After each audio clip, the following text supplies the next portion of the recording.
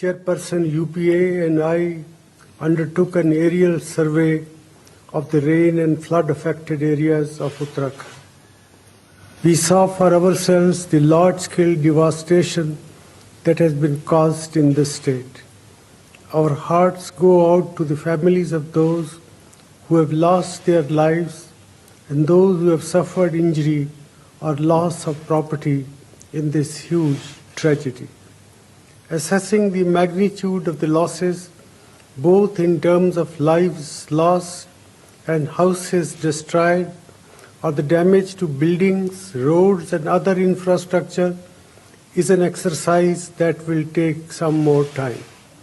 The priority for the authorities at the moment is to rescue the stranded and provide urgently needed succor to those most in need of help.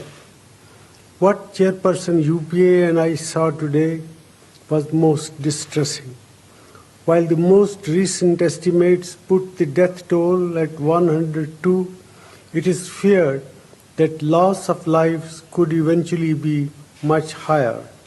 So far, more than 10,000 people have been rescued and are being provided food, clothing, and shelter. Many persons still remain stranded.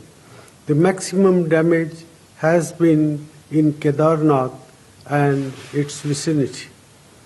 The immediate need is for rescue and relief operation, and the government will not spare any effort in this regard.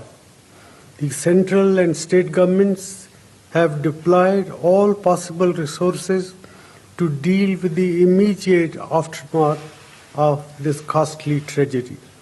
About 5,500 Jawans and officers of the Army, 3,000 men of the Border Roads Organization, and 600 ITBP personnel are engaged in relief and rescue efforts. 13 teams of the National Disaster Response Force have been deployed. The Air Force has deployed 18 helicopters and a C-130 aircraft. Private helicopters have also been engaged by the state government.